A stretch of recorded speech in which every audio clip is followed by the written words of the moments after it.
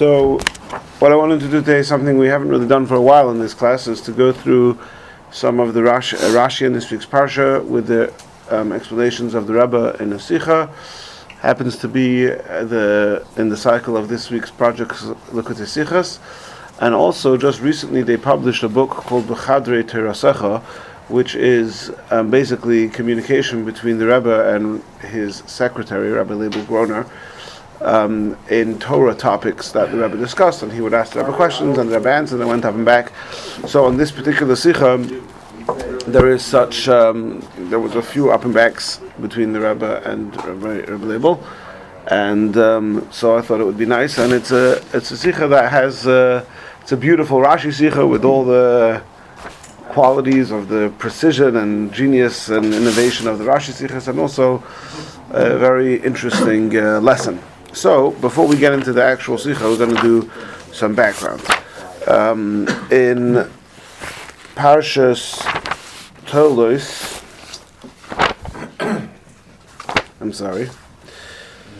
in Parshas Vayetze, I hope.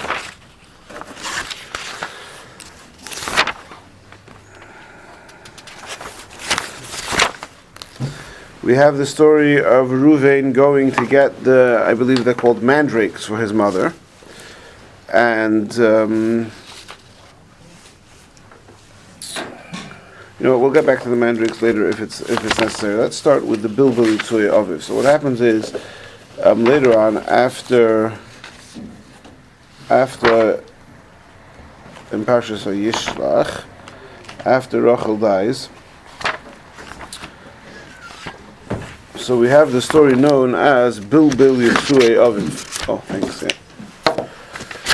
We have the story known that Reuven was Bilbul Yitzuya Aviv. What does this mean? So let's see what Rashi has to say over there, which is in Parshas Vayishlach. The pasuk says like this: "He b'shkein Yisrael be'eretz when Yisrael, aka Yaakov, was living in that land. Vayelech Reuven, and Reuven went. Vayishkav es Bilha Pelegesh Aviv, and he lay with Bilha, the concubine of his father. Vayishma Yisrael, and Yisrael heard about this. And then we have a Piska be'emtza pasuk, a new paragraph in the Torah, which usually only happens in between psukim, but here we have a gap in the middle of a pasuk. There are a couple of other exceptions like that. Vayivnei Yaakov shnei asar, and Yaakov and the children of Yaakov were 12, and then it lists them: Bnei Leah b'chor Yaakov Reuven. The children of Leah are number 1, the b'chor of Yaakov, which is Reuven, Shimon, Levi, Yehuda, etc. So what's going on? It says Rashi. Vayishkav. The pasuk says that he lay with Bilha. So Rashi says that it doesn't actually mean that literally, but rather, he messed around with reorganizing Yaakov's furniture, Yaakov's bedroom furniture. Therefore, the Torah considers it as if he had slept with Bilha. Why did Reuven do this? Why did Reuven start messing up? After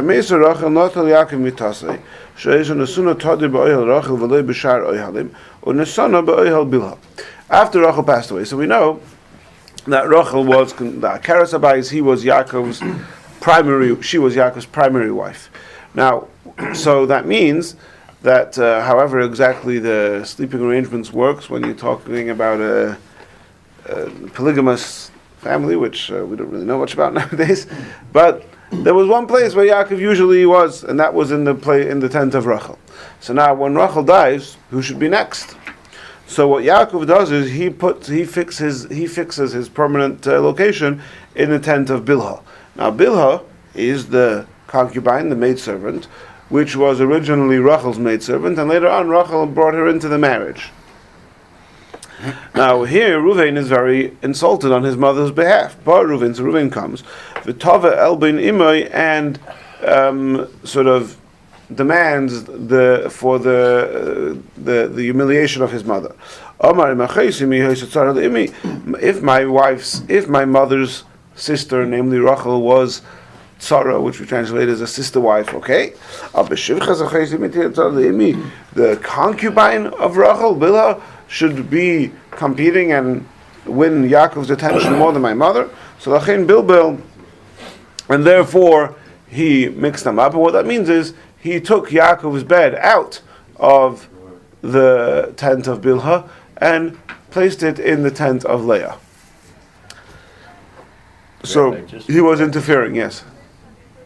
I still don't get why this Avera is compared when they say he laid with Bilhah. He didn't lay with her physically. He did not lay with her. All he did was move the furniture. So, to me, it's a lesser Avera than he Of course it's a lesser Avera. Well, we're going to see. Let's see in a moment what Rashi says. To lay with your father's wife. Well, he wasn't forbidden to lay with his, because she wasn't his father's wife. She was the father's concubine. But let's see in a moment what Rashi says about this. Okay. So then the pasuk continues that Yaakov had 12 children. I'm jumping a couple lines. We're in the middle of the story. Reuven is with Bilhah. Okay, it doesn't mean it literally. It means that he interfered. And then suddenly we're saying, and in the middle we have a gap, but it's still the same pasuk, and we say Yaakov had 12 children, and the first one was the Bechor, Reuven. How? Seems like a non sequitur. Says Rashi, our rabbis teach us that this is coming to teach us that they were all equal. All the children of Yaakov were on equal footing.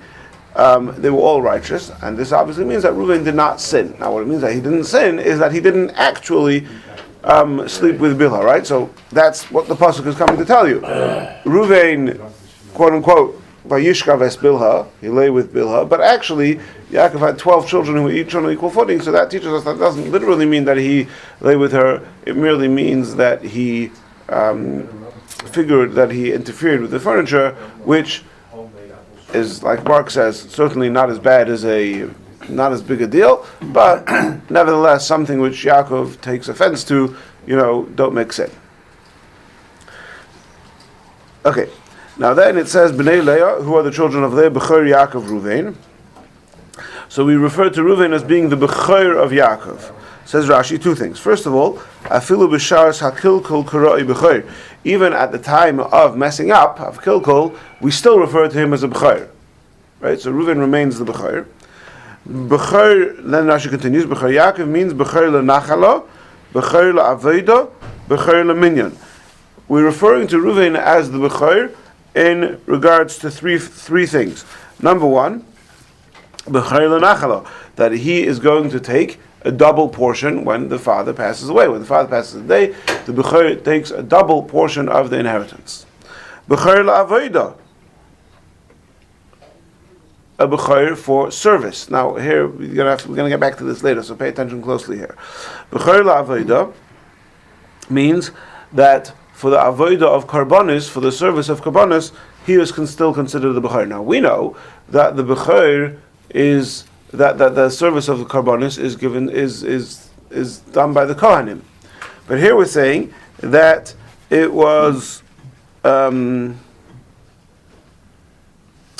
Bechor la'avodah, that as far as the avodah of karbonis is concerned, which was still done by the firstborns, remained with Reuven. We're going to get back to that in a minute. And finally, Bechor le'minyan, that he is the first one to be counted. Whenever we count the Shvatim, we always count Reuven first. The Bechor was only given to Yosef as far as the Shvatim is concerned, that Yosef is split into two tribes, Menashe and Ephraim. So with regards to everything else, Bechor la'avodah goes to Reuven. Bechor le'minyan goes to Reuven. Even Bechor le'nachala, taking a double portion, also goes to Reuven, with the exception of double portion of being counted as two Shvatim, that goes to Yosef. But I guess when Yaakov passes and we split up the assets, Reuven gets double. Right? He actually did, and it was only given to Yosef. Sorry? He actually did, or he was only supposed to? I presume he did. It seems like he did. All right, so that's Rashi and Parshas Vayishlach. Now we turn to, by the way, just to show you one example where you see that the Bechorim were doing the service before the Kohanim. If you look at the end of Parshas Mishpatim, it talks about the karbonos that were being offered at the time of Matan Torah. And there it says,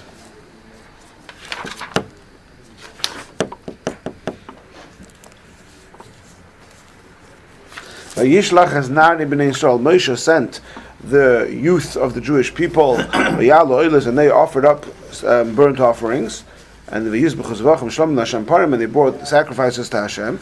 So Rashi over there says, Nari, who are the youth that Moshe sent to do the karbanos? Habacheres. It means the firstborns. So here we see, hundreds of years later, that Reuven, that the firstborns, represented by Reuven, are doing the avodah.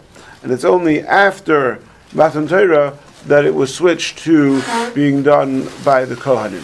After the not just after Matan Torah, after the Mishkan was set up. Right? Okay. Now let's turn to this week's parsha. This week's parsha is Yaakov giving the blessings to his children, or we could say maybe not the blessings, but the farewell messages. And if you take the bagels that are not the labeled bag, those are more fresh. So these psukim are written very cryptic, very poetic, and unlike the rest, it's like the Shira. There's certain sections of the Torah, B'Shalach, Hazino, the Brachos over here, and a number of other places where nothing is just one word. Everything is like an allusion to something and very cryptic. So, Yaakov's message to Reuven is as follows: Reuven, b'chori ata. Reuven, you are my b'chor. Koichi, my strength. V'reishus oni, the beginning of my strength. Yeser se'es, more carrying. V'yeser oz, and more power. Did anybody understand anything? No, that doesn't make any sense. Okay, good. Pachas kamayim al toisar. Rushing like water, you will no longer. You will not have these extras, because you went up on the bed of your father. You desecrated my bed. All right, so quite Torah cryptic. What's going on over here? So let's see how Rashi unpacks it. Now, by the way, you see from the end over here that whatever exactly it means, we'll see in a moment. Yaakov is still, let's use the word, bearing a grudge at the fact that Reuven interfered with his arrangements. Okay. It says Rashi like this. Not going to go through all the Rashis, just the ones that are relevant to the topic we're discussing today. Yeser se'es. Now, se'es means to carry. Yeser means more or extra. So, extra carrying, Rashi says, means that you, Reuven, were scheduled to have extra carrying. What does extra carrying mean? So carrying is related to raising the hands, which is something which we call duchening, is called nesias kapayim. So Reuven, you were scheduled to have gotten this extra benefit of being the kahuna, of being so that's what you were scheduled to have. So the extra carrying means you were supposed to have an extra thing alluded to by carrying, which means raising the hands. V'yeser oz, you were also scheduled to have extra power. Now the word oz specifically refers to the royalty, the monarchy, because we find the pasuk v'yitin oz lemalkoi. Okay, so basically Reuven, let's paraphrase now this pasuk based on the way Rashi's explained it. Reuven, you are my bechor, and you were destined originally to have the kahuna come from you and to have the monarchy come from you. Now we know that that's not the case anymore, right? The monarchy went to Yehuda, and the kahuna goes to Levi, right? From the tribe of Levi. Why are you not getting it anymore? So that's the next pasuk. Pachas kamayim al toisar, because you behaved in a way that was pachas kamayim, that was quick like water. Maybe we would paraphrase that as, or freely translate it freely as to meaning impulsive. You behaved impulsively, like water, which flows powerful. Al toisar, therefore, you will no longer be getting these extras, because you desecrated, you interfered with my arrangements. All right, now, sorry? Talking about the furniture again. Yeah. All right. Now let's skip to Pasuk Ches, where we go to Yehuda. Now, basically, Yaakov criticizes Reuven, he criticizes Shimon, he criticizes Levi. Reuven b'chayri, Yehuda ato. So now Rashi says Yehuda is like, okay, never mind, I'm not interested in this. He starts withdrawing, and Yaakov calls him back and says, no, I have something good to say to you. And he says like this: Yehuda ato yiducha eichecha yodcha be'ir feivecha yishtach v'lecha b'nei avicha. Okay, Then he says like this: Gur Aryeh Yehuda. Yehuda is a cub and a lion, so a baby lion and a lion. Miteref b'ni Alisa.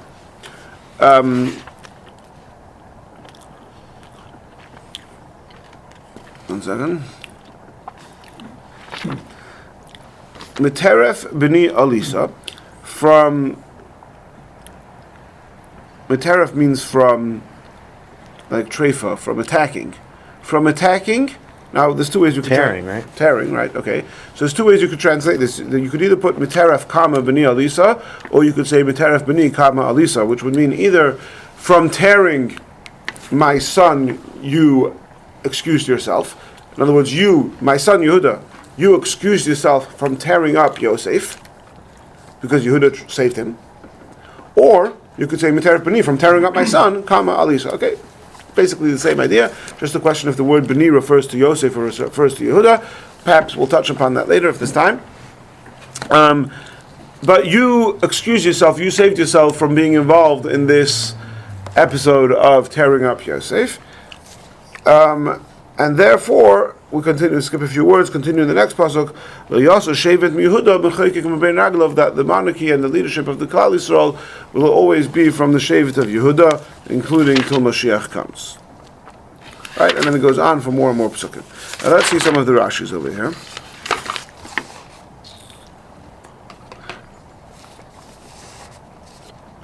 Okay, so first of all, the cub and the lion refers to, first he was a cub when Shaul was the king, so he was not yet the leader, but nevertheless he was the leader, he was the general in charge of bringing in and out, supervising the Jewish people, okay, but later he actually became the king, so then he became the lion, so that's the cub and the lion, okay.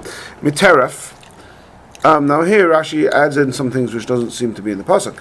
Miteref. Mima shechashadeticha b'torif terif Yosef chayira achalosu. When the Shavatim first bring back Yosef's blood-soaked coat to Yaakov and they show it to him, Yaakov exclaimed, Tarif Yosef, Yosef has been torn apart. An evil animal has eaten him. Now also I think Rashi says that the bad animal alludes to the wife of Potiphar. But here Rashi says that the bad animal refers to Yehuda, because Yehuda is compared to a lion. So when Yaakov sees Yosef's blood-soaked coat, he suspects Yehuda of being responsible for it. And now Yaakov is telling him, B'ni Alisa, that you saved yourself from that suspicion, because as we later find out, Yehuda says, Ma betza kinar g'esachino, we'll see those psukim inside in a moment, Yehuda actually saves Yosef. Now Rashi now adds in another thing which doesn't seem to have any allusion to in the pasuk, but the Rashi adds this in. And similarly, when Tamar is killed, when Tamar was being taken out to kill, Yehuda admitted that he was responsible for Tamar's pregnancy and thereby saved not just her life but also the life of the two babies she was carrying. And therefore, in the merit of these two things, namely that you saved Yosef and that you saved Tamar, in the merit of those two things, therefore you'll get the bracha that's in the next pasuk, which talks about the success of the reign of David and Shlomo and in general the Yosef Shevet Yehuda. Okay, so that's what's going on in Parshas Zochi. Now, before we go to the problems with these Rashis and how we could address them, I want to also read some more psukim.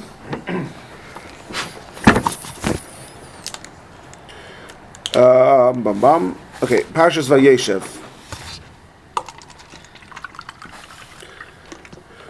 Parshas Vayeshev. Actually, one second, I need to look at Tovus.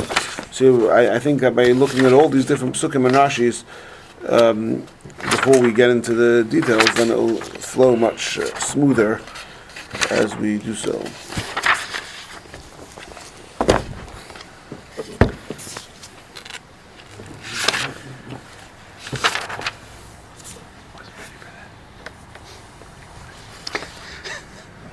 Okay, so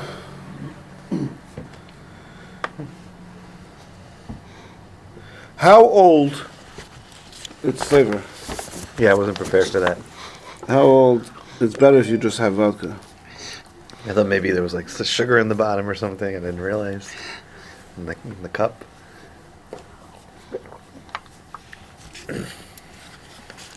How old was what? How old was Yaakov?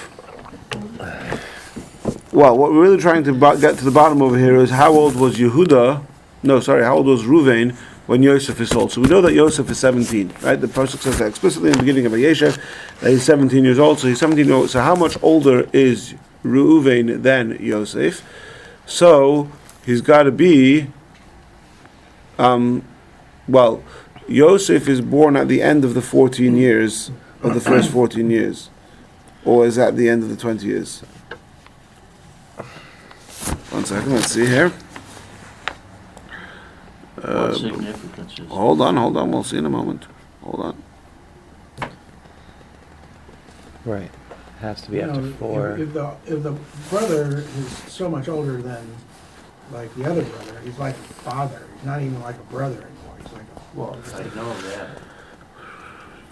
He's got to be at least 7 years apart. 7? He has to be at least, I'm saying.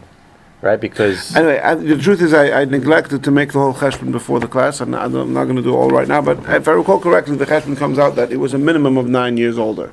Right? minimum. No, sorry, not more, I'm sorry. It was a minimum of 9 years, it was much more than 9 years, it was a minimum of 9 years from when Rachel dies until Yosef is sold. Right? Because Rachel dies when the question is how much older is Yosef than Binyamin? Because Rachel dies when she gives birth to Binyamin. Now, Binyamin is born while they're traveling, and they've already stayed 6 years after Yosef is born. If I recall correctly, the cheshbon comes out about 9 years, whatever it is. It's a good number. The main point that's relevant is that between when Rachel dies and Yosef is sold, there's a good number of years passing, 8, 9, possibly more. Okay, that's what you need to And know. that would mean that Binyamin was at least 9 years old Yes. when he was sold. Yeah. Okay, now, so basically, they have the whole episode with Yosef dreaming, and then his father sends him to Shechem, and then he goes to Dosan, and they try to kill him. So one says to his brother, Rashi says this is Shimon saying to Levi, Rashi doesn't say it here, he says it elsewhere, the dreamer is coming. Let's go and kill him. So the original plan, so you have to pay attention. The original plan is that they're going to kill him, and they're going to take the corpse, and they're going to take the corpse and drop it into one of the pits. Okay? Vayishma Reuven hears, and he saves them. He saves him from their hand. Let's not kill him. Reuven says to them, don't kill him. Drop him into the pit, but don't kill him. Now, so what he's essentially telling them is that instead of killing him and putting him into the pit, don't do first degree murder, do second degree murder. In other words, just leave him there, just leave him in the pit. And as Rashi says later, it wasn't just a pit; it was a pit that had infestation of snakes and scorpions. So his chances of survival there were pretty slim. So essentially, what Reuven at face value is telling them is drop him into the pit, and don't kill him directly. let God take care of it. Right. If he But has the to pasuk die- adds another word. Laman hatziloisam oisam yod b'shiva lova. What Reuven's intention was that they would look away and he would come back and take Yosef out of the pit and save him. So I guess Reuven was confident that he would be able to save him from the pit before the snakes kill him. Okay. Okay. So that all Where did he happened. go though? Why did he leave? One second. Now then, this conversation all happened before Yosef came. Then, when Yosef arrives, so they take him off, they remove his special coats from him. They take him and throw him into the pit, and the pit is empty, but there's no water. Rashi says there's scorpions. Okay, and then they sit down to eat, and they see a caravan of Yishmaelite merchants coming from Gilad, and now Yehuda pipes up. Yehuda's been silent until now. And Yehuda says, "Ma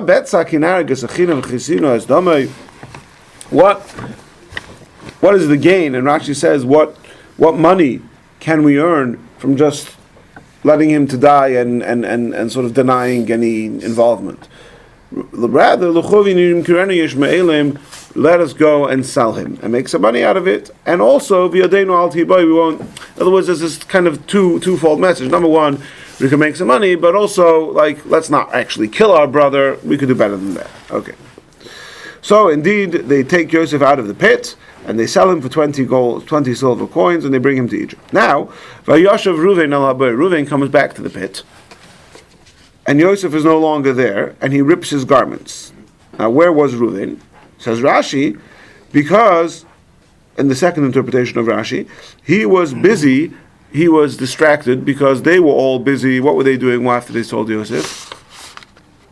They were eating. And he wasn't participating in the meal, because he was busy, asuk, he was busy, preoccupied, bisakai over ta'anisoi, with his sackcloth and his fasting, al shabil b'yitzuei aviv, to atone for the fact that he had interfered with his father's sleeping arrangements. Right? Now, important to remember, we said this is a good number of years later, he's still busy with it. He's still doing teshuvah. Okay, and he comes to his brothers and he says, what have you done? All right, and then they go and they take the coats to Yaakov, and Yaakov, we're told originally, has some suspicion that Yehuda is responsible. All right, we know the rest of the story. Now, additionally, at the end of Parshas Miketz, at the end of Parshas Vayeshev, Miketz, when they are caught with the goblet in Binyamin's bag, Reuven says to them,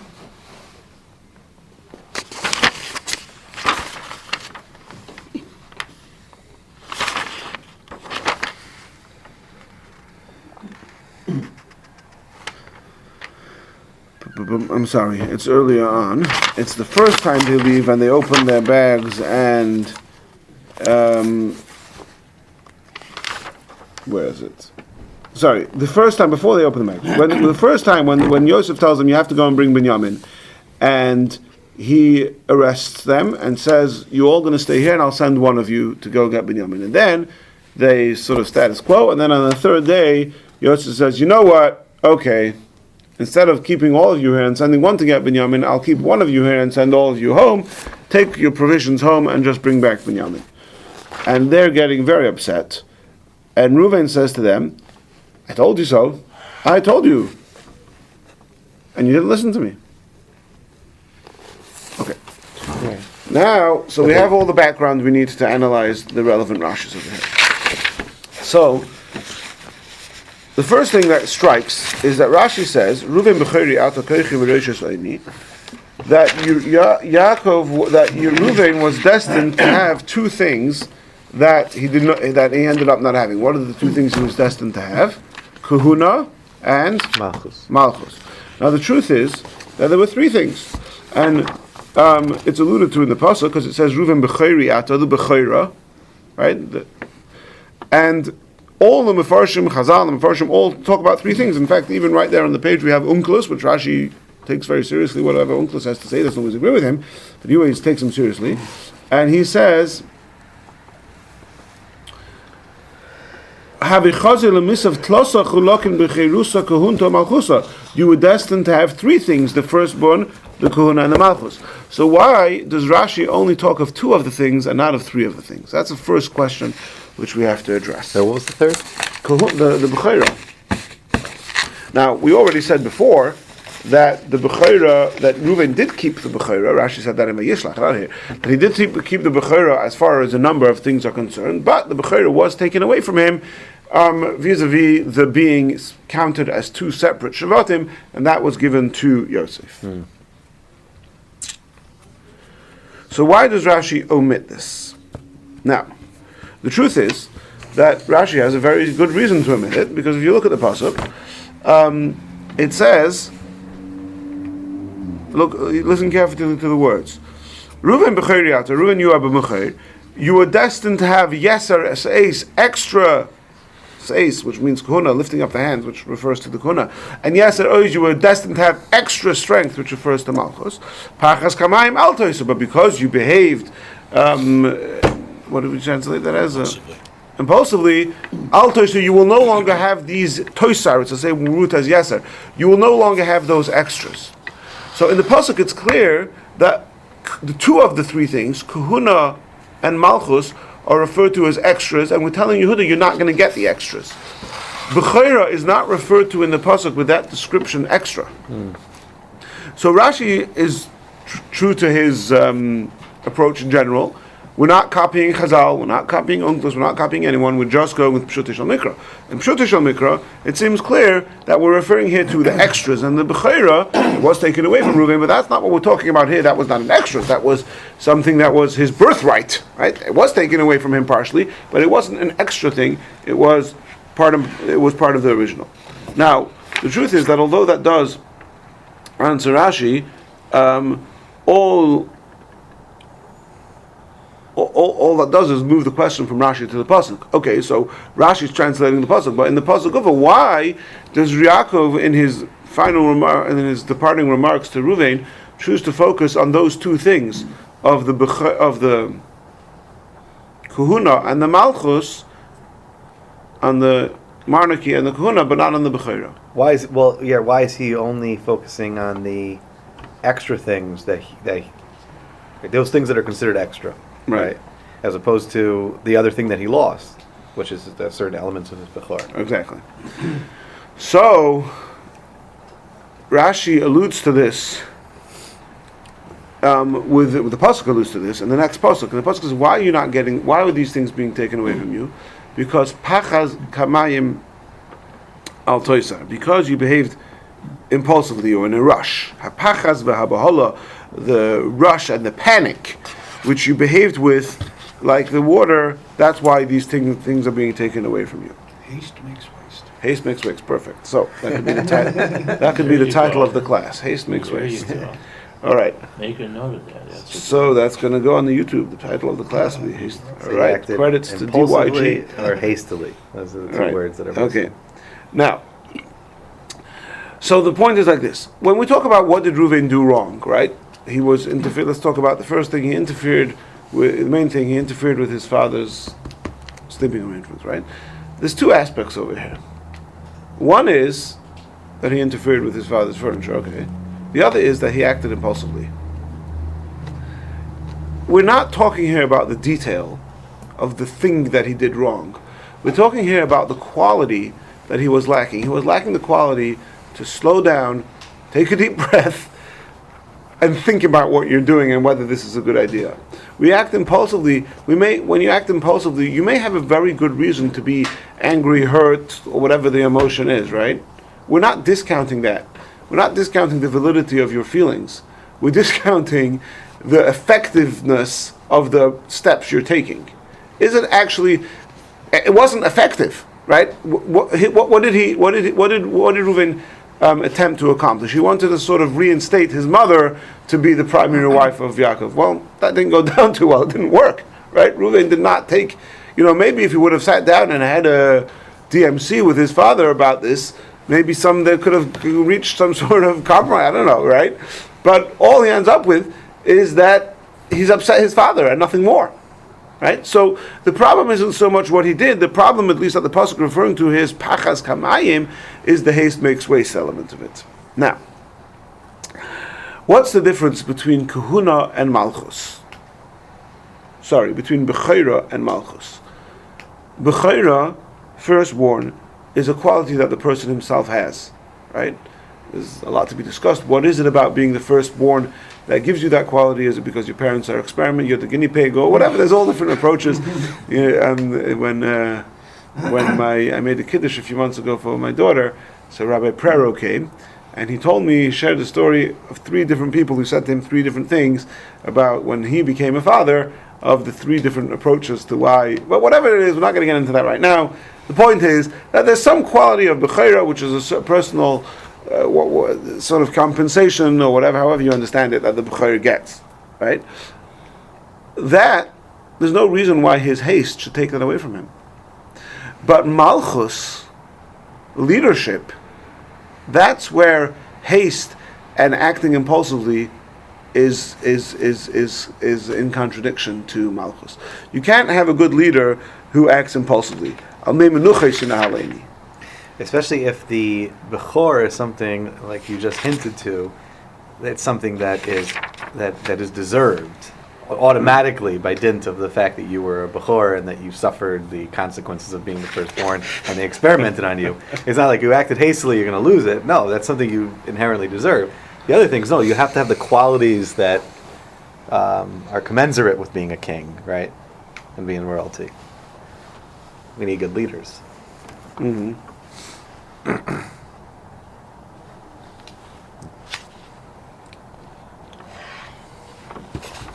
So that's just like the situation with the present government in Israel. Most American Jews don't like it. They think it's too right-wing. Oh. Same too with the kahuna. We say that Reuven lost the kahuna. What's the idea of kahuna? So if you look throughout the Torah, there's two things about kahuna. Number one, which is alluded to here, is raising the hands as birchas kohanim, is again their interaction with others, and also they're the leaders, they're the teachers of Torah. Yoru mishpatecha liYaakov, they're the ones who teach Torah. Right? We find in Mishpatim, a number of places we find the kohanim being the Leviim, being the ones to teach Torah. Have a Masuni Medin. Right. Now, which aspect, and this is the next thing, and this is actually one of the, I mentioned before, there's some of the details of this discussion come from the Rabbi's conversation with Rabbi Groner. The Rabbi adds over there, which aspect of the, but the kahuna was also, so again, we're going to split this into two. There's two aspects. There's what Reuven did wrong, and there's the fact that he acted impulsively. Right now we're focusing on that he acted impulsively, and for that reason, two things were taken. Kahuna, that's your interaction with the people around you, teaching Torah, paskening shilas, and Malchus, being a leader.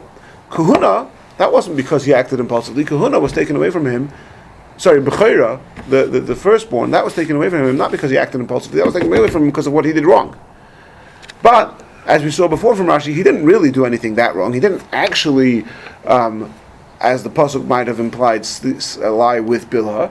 He just interfered. So because he didn't actually do anything that bad, right, therefore, Rashi says over there that we didn't take away the Bechor from him completely, we just took away one aspect of it, that Reuven, that Yosef is the one who has two Shvatim. But all the other aspects of Bechor, of having a double portion, of being of being counted first, and of Avodah, we'll get to in a moment, those all remained with Reuven. Now again, it says here the Bechor of Avodah. Now, when we talk about Bechor of Avodah, that later became to the Kohanim, right? One of the aspects of Bechor that Reuven retained was the avodah, the service, that they could bring karbanos. Now, we saw that happened in Parshas Mishpatim by Matan Torah, that the firstborns are the one bringing karbanos. Later on, that was morphed into part of being the kahuna. But that aspect of the kahuna, even though kahuna was taken away from Reuven, that aspect of kahuna, to be able to bring karbanos, that he maintained, because that's not something that relates to other people. That's just a privilege I have. I could bring karbanos, fine, but that doesn't relate to other people. So there's very clear divide. There's the punishment, so to speak, or the consequence for the actual act that he did, and that is, it wasn't so bad what he did, and therefore a small element of his Bechor was taken away from him, but the main aspects of Bechor he maintained, including those aspects of Bechor which touch upon kahuna. But which aspect of the kahuna? The aspect of kahuna which is not pertaining to other people, but just pertaining with your privilege to be allowed to offer karbanos. But then there's the bigger problem over here. The bigger problem is his haste makes waste, his impulsivity. So for that we take away his kahuna and his malchus. Now, who gets it? Who gets the kahuna? So, who gets the malchus?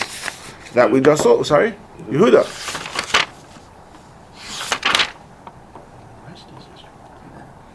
So Rashi says two reasons of why Yehuda gets the malchus. Rashi says two reasons of why Yehuda gets the malchus. He says, first of all, we did the Rashi before. First of all, because you saved Yosef, right? Yehuda said, "Ma betza, what money we're going to get?" He saved Yosef's life, and secondly, you saved the lives of Tamar and the twins she was carrying.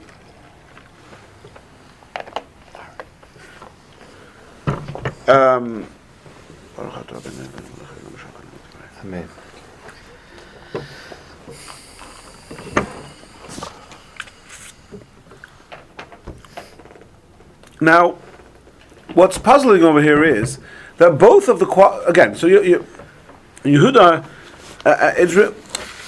what are the qualities over here, right? Yaakov is telling Yehuda, you have two qualities for which you are going to get the malchus. What are the two qualities? The first is that you saved Yosef's life, and the second is that you did teshuvah. Right? The first, you saved Yosef's life, you said ma betzah, and secondly, you did teshuvah, that when Tamar confronted you, you said Sod kamimeni, and that saved her life. Okay? Now, l'chayra, how could these possibly be the two things which make Yehuda deserving of malchus? Reuven did both of those two things better than Yehuda. We're saying we're taking it away from Yehuda because he acted impulsively, from Reuven, because he acted impulsively, and we're giving them to Yehuda because he has these two qualities of saving Yosef's life and doing teshuvah. Surely, it appears that in both of those fronts, Reuven is much better than Yehuda. First of all, saving Yosef. In saving Yosef, Yehuda, he didn't really. All he did was say, "Okay, we can make more money by selling him." Okay, he added also, the kiachilu b'sareinu, we shouldn't kill him, but certainly an emphasis was he wanted to make money off this, right? In fact, we actually find that that the Shvatim later blamed when they actually hit home how upset Yaakov was, which you might say, oh well, duh, what were you thinking? But okay, maybe they were all acting impulsively somewhat.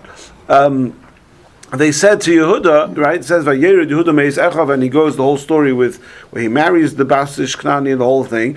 Rashi says that his brothers demoted him. Is that a word? Demoted? Mm-hmm. Demoted him from his position because they said, you told us to sell him. Had you told us to save him, we would have listened to you. Now, I don't know if that actually represents the facts that they would have listened to him, but at least they had that taina. So Yehuda, all he did was, quote unquote, say, let's not kill him, let's sell him. Reuven actually tried to save him. The man, he had this whole story he was putting on, but the Torah tells us explicitly his intention was leman hatzilosim yadam lashiv elav, if he wanted to return him live and whole to his father. One moment. Yeah? So how could we say Reuven wanted to save his life? Yehuda just wanted to make a few bucks. And we're taking away the malchus from Yehuda, Reuven, and we're giving it to Yehuda. What's the second quality? Teshuvah. Now, compare Reuven's teshuvah to Yehuda's teshuvah. Reuven, what did he do? Let's start with Yehuda. What did Yehuda do? He impregnated Tamar with these twins. Now, there's a whole, we're not going to get into it. What exactly, why was it permissible? Yibum, whatever it is, right? The bottom line is, it's true. He could have saved his life by saying, just throw into the fire, and we would never know about the whole story, right?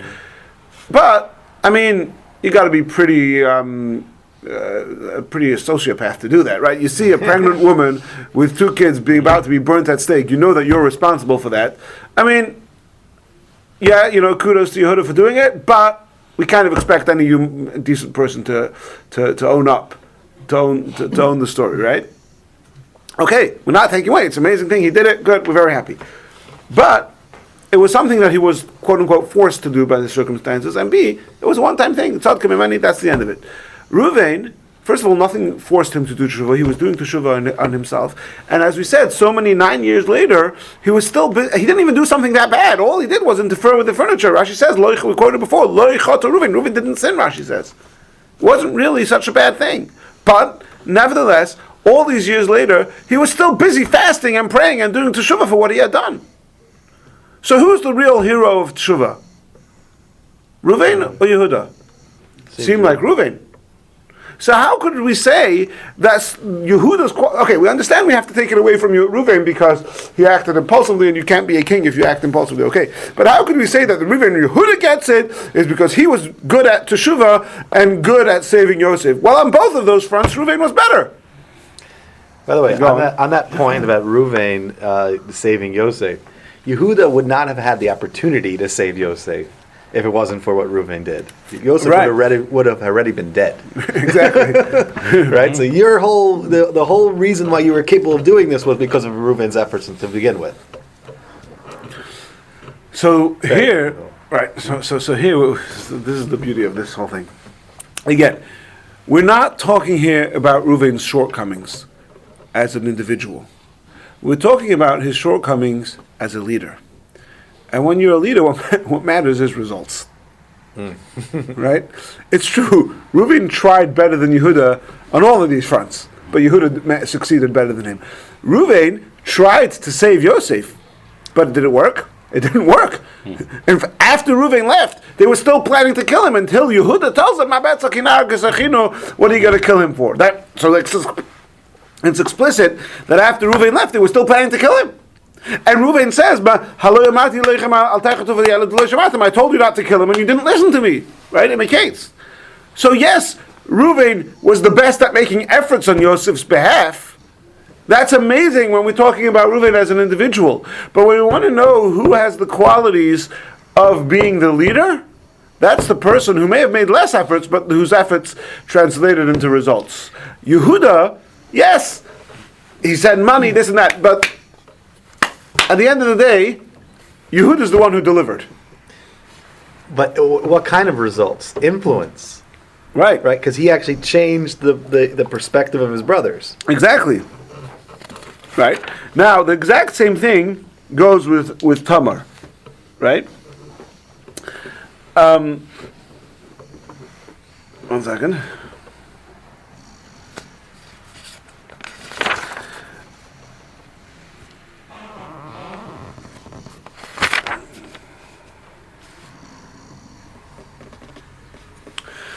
Yehuda did teshuvah for Tamar.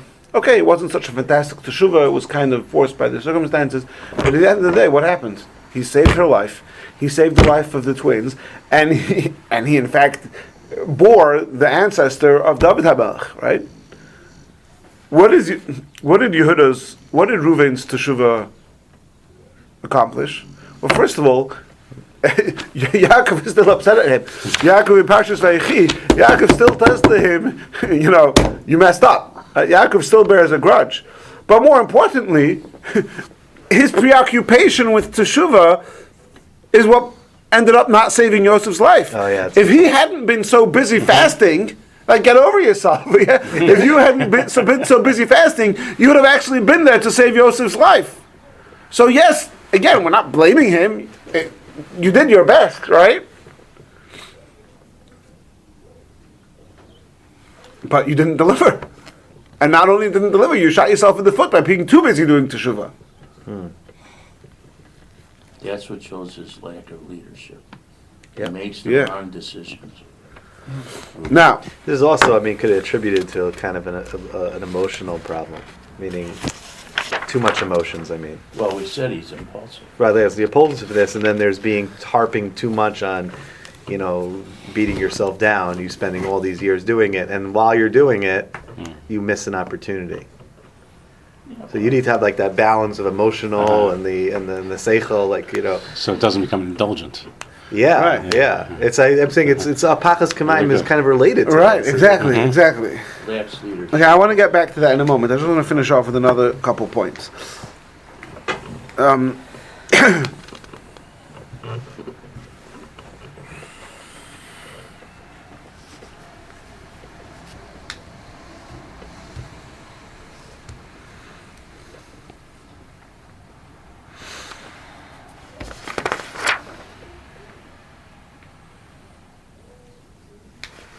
Vehicle to make things better, then that's not a good thing. Exactly. So the lesson that we take out from this is very, very much up the Rebbe's alley, so to speak, right? That yes, it's important to do teshuvah. Of course, Reuven was doing amazing things, but we have to recognize that our responsibility to be leaders. This is as you can imagine. Anybody who ever Jonathan Sachs, Jesse Jacobson, everybody takes the sikha and makes beautiful out of it, right? But the quality that we need is for you to be a leader. And sometimes being a leader means to forego on what's better for you as an individual right now. And of course, we don't just mean for you as an individual on a academic or career or financial, or even on a spiritual level. And you're becoming close to Hashem. Sometimes it's important to forego on that and be attentive to what does the world around me need from me I think right now, more than how can I become a better Jew? I Yes. think it was Dan Quayle who said it. I think it was Dan Quayle. He said, what happens, okay, he was running for vice president and it was a debate. And they asked him, what happens what is the first thing you would do if the president gets shot? And I think he said, I would say a prayer or something like that. First I would say a prayer. And they jumped all over him on that. Do you remember that? Do you know what I'm talking about? No, I think it was. There was a I couple was little things then. that Dan Quill got slammed on. That was a big one. And that's the first thing. One of the many differences between Ari and me is that Ari knows who Dan Quayle is. Oh. Ask about the Queen of England.